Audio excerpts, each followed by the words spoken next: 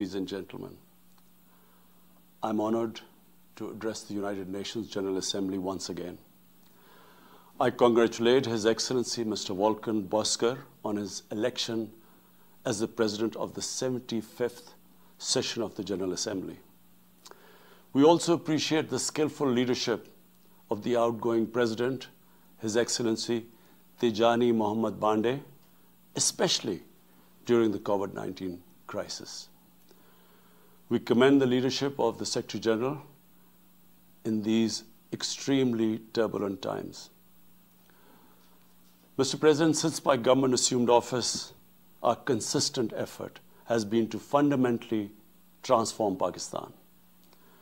We envisage Naya Pakistan to be modeled on the principles of the state of Medina, established by a holy prophet, Muhammad sallallahu alaihi wasallam. A just and humane society where all government policies are directed at lifting our citizens out of poverty and creating a just and equitable dispensation. To achieve this goal, we need to have peace and stability. Thus, our foreign policy aims to have peace with our neighbors and settle disputes through dialogue.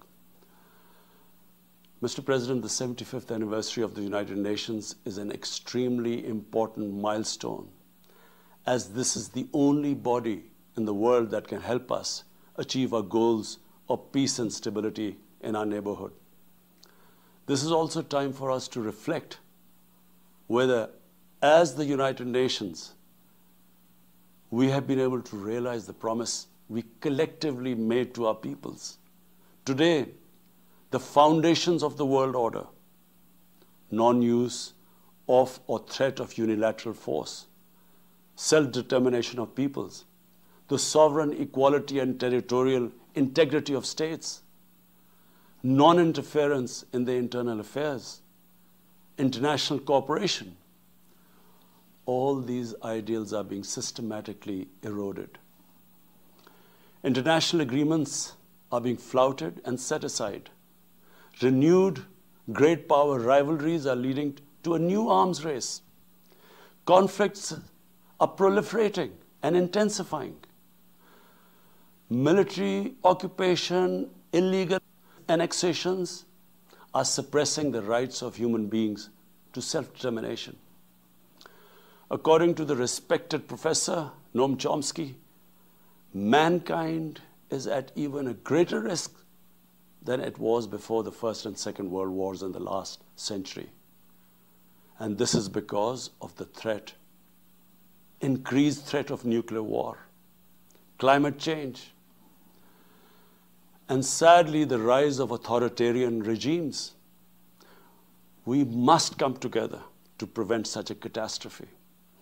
We believe that the driving force in international relations must be cooperation, in accordance with the principles of international law and not confrontation and force.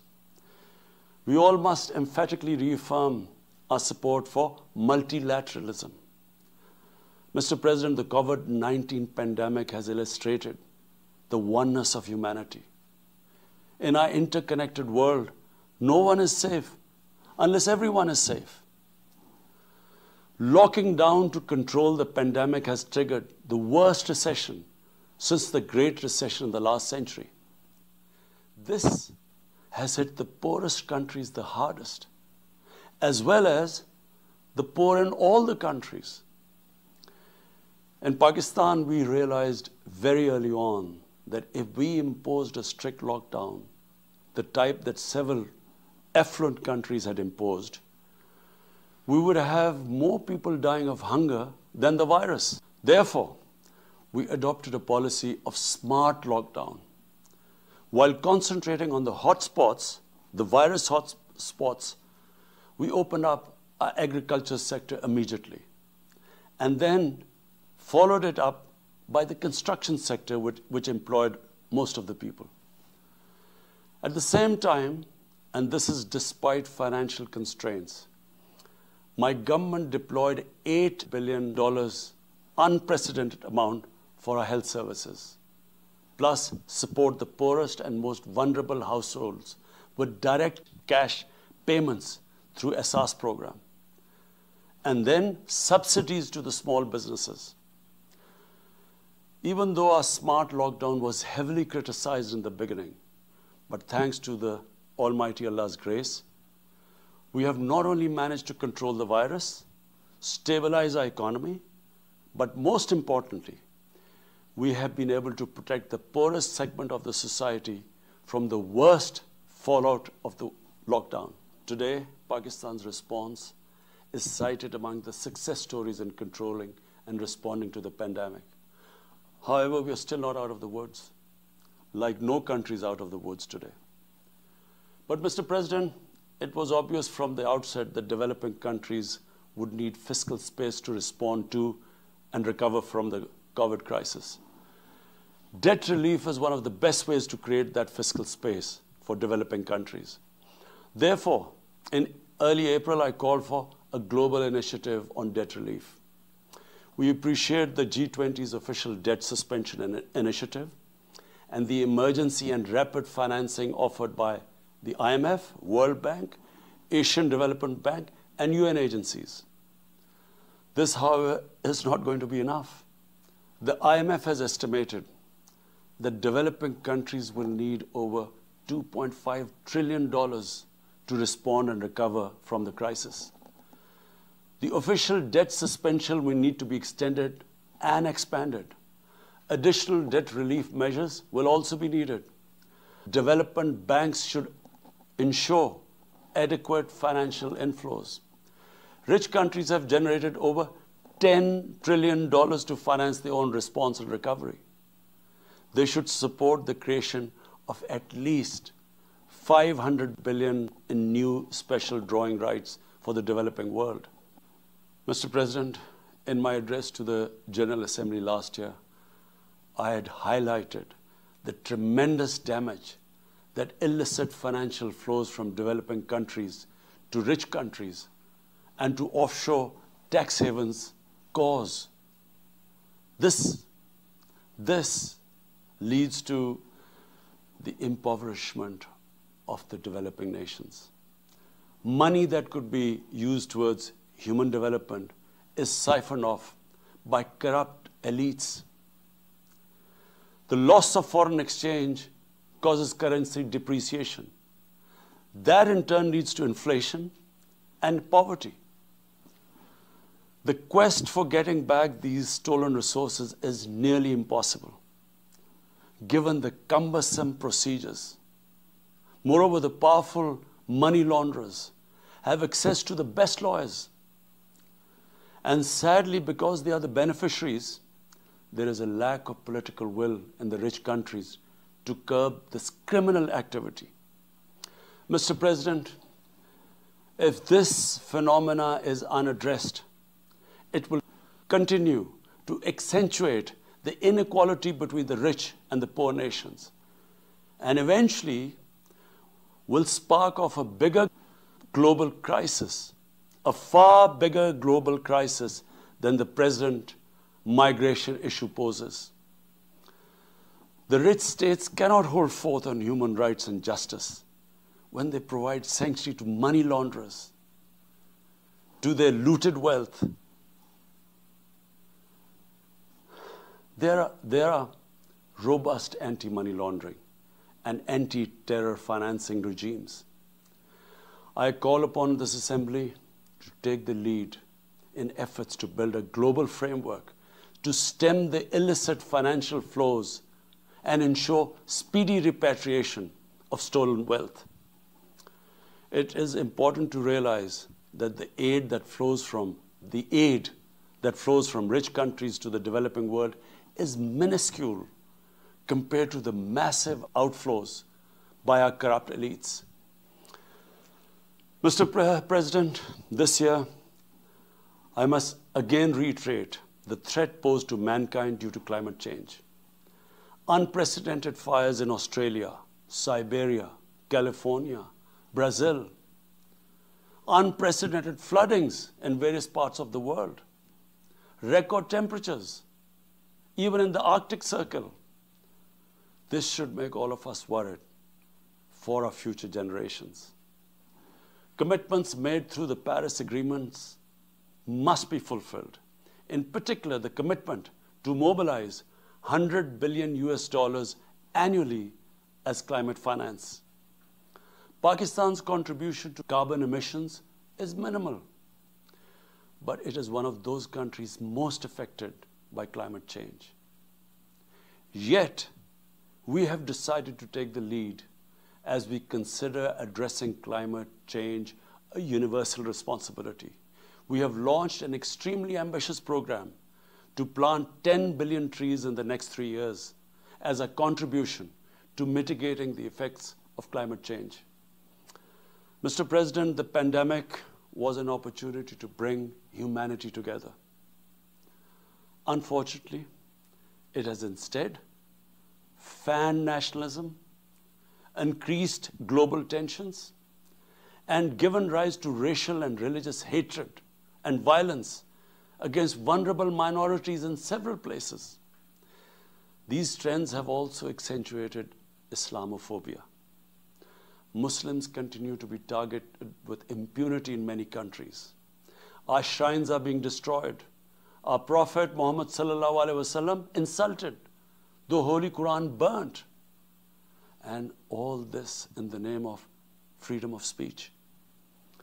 Incidents in Europe, including republication of blasphemous sketches by Charlie Hebdo, are recent examples. We stress that willful provocations and incitement to hate and violence must be universally outlawed. This assembly should declare an international day to combat Islamophobia and build a coalition to fight the scourge that splits humanity. Mr. President, the one country in the world today where I'm sad to say the state sponsors Islamophobia, and that is India. The reason behind this is the RSS ideology that unfortunately rules India today. This extremist ideology was founded in the 1920s. The RSS founding fathers were inspired by the Nazis, and they adopted their concepts of racial purity and supremacy. While the Nazis' hate was directed at the Jews, the RSS directs it towards the Muslims and to a lesser extent, the Christians. They believe that India is exclusively for Hindus and others are not equal citizens. The secularism of Gandhi and Nehru has been replaced by the dream of creating a Hindu Rashtra by subjugating, even cleansing, India's 200 million Muslims and other minorities. In 1992, the RS destroyed the Babri Masjid. In 2002, some 2,000 Muslims were slaughtered in Gujarat, and this was under the watch of Chief Minister Modi. In 2007, over 50 Muslims were burnt alive by RSS arsonists aboard the Samjhauta Express train. In Assam, around 2 million Muslims face the prospects of being arbitrarily stripped of their nationality through the adoption of discriminatory laws. There are reports of large concentration camps being filled by Muslim Indian citizens. Muslims were falsely blamed, vilified, and victimized for spreading the coronavirus. They were denied medical attention on many occasions. Their businesses were boycotted. Cow vigilantes attack and kill Muslims with impunity. Last February, Muslims faced targeted killings with police complicity in New Delhi. Mass registrations in the past have often been a precursor to genocide. For example, the Nuremberg laws in Germany in 1935, and then in 1982 in Myanmar. The Hindutva ideology is set to marginalize almost 300 million human beings, Muslims, Christians, and Sikhs. This is unprecedented in history. And this does not augur well for the future of India. As we all know, that marginalization of human beings leads to their radicalization. Mr. President, for over 72 years, India has illegally occupied Jammu and Kashmir against the wishes of the Kashmiri people and in blatant violation of the resolutions of the Security Council and indeed its own commitments to the people of Kashmir. On 5th August last year, India illegally and unilaterally sought to change the status of the occupied territories and deployed additional troops, bringing the total number to 900,000, to impose a military siege on 8 million Kashmiris. All Kashmiri political leaders were incarcerated. About 13,000 Kashmiri youth were abducted and thousands tortured. A complete curfew was imposed, accompanied by a total communications blackout. Indian occupation forces have used brute force, including pellet guns against peaceful protesters, imposed collective punishments, including the destruction of entire neighborhoods, and extrajudicially murdered hundreds of innocent young Kashmiris in fake encounters, refusing even to hand over their bodies for burial. The Kashmiri media and those daring to raise their voice are being systematically harassed and intimidated through the use of draconian laws. All of this is well documented in the reports of the United Nations High Commissioner for Human Rights, communications from the Special Rapporteurs of Human Rights Council, statements from human rights and civil society organizations. The international community must investigate these grave violations and prosecute the Indian civil and military personnel involved in state terrorism and serious crimes against humanity being perpetrated, I'm sad to say, with complete impunity. The objective of this brutal campaign is to impose what the RSS BJP regime has itself called the final solution for Jammu and Kashmir. To this end, the military siege is being followed by moves to change the demographic structure of the occupied territory. This is an attempt to obliterate the distinct Kashmiri identity in order to effect the outcome of a plebiscite envisaged in the UN Security Council resolutions. This action is in violation of the UN Charter, Council resolutions, and international law, particularly the 4th Geneva Convention. Changing demographic structure of occupied territory is a war crime. Mr. President, the brave Kashmiri people will never submit to Indian occupation and oppression. Their struggle is indigenous. They are fighting for a just cause, and generation after generation have laid down their lives to rid themselves of Indian occupation. The government and people of Pakistan are committed to standing by and supporting their Kashmiri brothers and sisters in the legitimate struggle for self-determination. Mr. President, in order to divert attention from its illegal actions and atrocities in Indian-occupied Jammu and Kashmir, India is playing a dangerous game of upping the military ante against Pakistan in a nuclearized environment.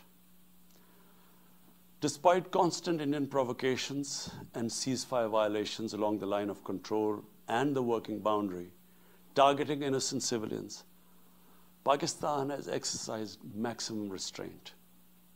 We have consistently sensitized the world community about a false flag operation and another ill-conceived misadventure by India. My parents, Mr. President, were born in the colonial India, and I was the first generation that grew up in an independent Pakistan.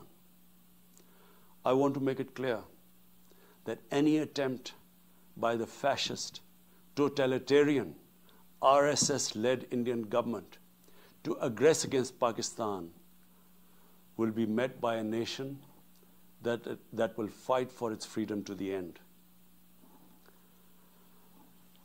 Mr. President, there will be no durable peace and stability in South Asia until the Jammu and Kashmir dispute is resolved on the basis of international legitimacy. Kashmir has been rightly described as a nuclear flashpoint.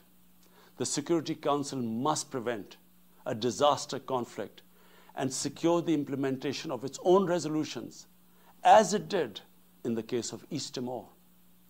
The Council has considered the situation in Jammu and Kashmir 3 times in the past year. It must take appropriate enforcement actions.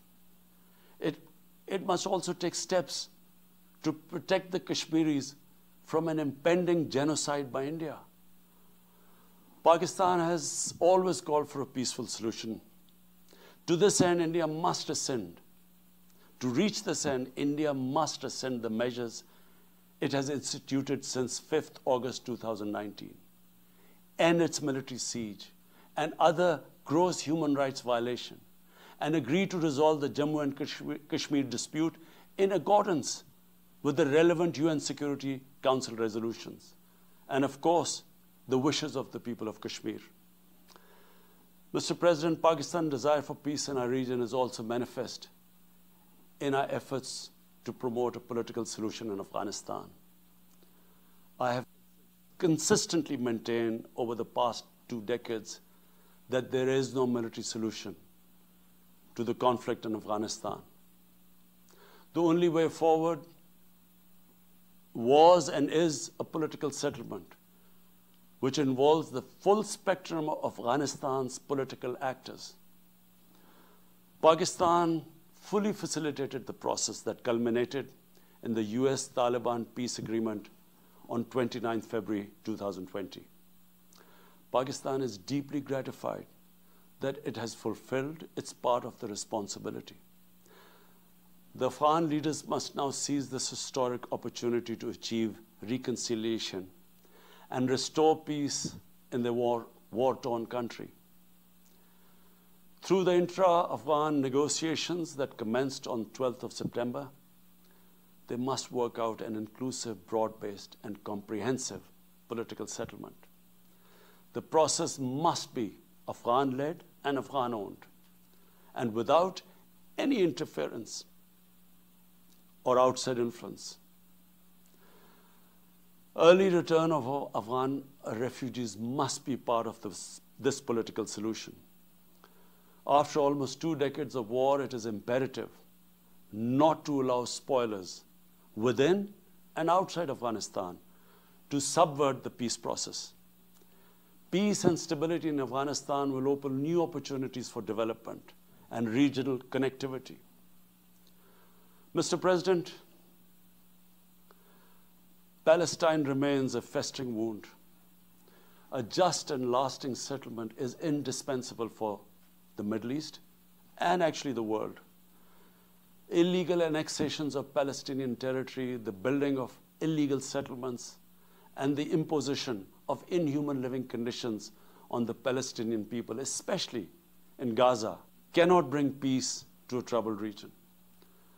Pakistan continues to support a 2-state solution in line with the UN General Assembly and Security Council resolutions within the international agreed parameters, and they are pre-1967 borders, and Al-Quds, Al-Sharif as the capital of a united, contiguous, and independent Palestinian state.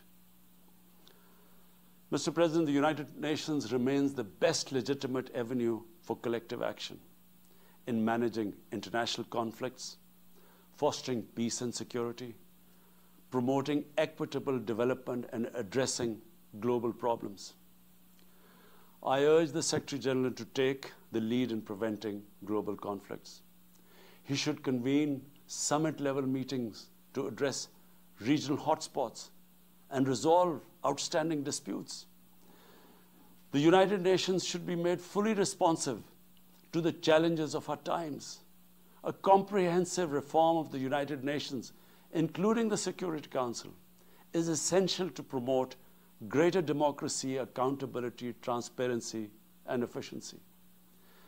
Pakistan will continue to participate actively in this process and endeavor with other member states to build a world where conflict is outlawed and equitable prosperity for all pursued in conditions of peace and security.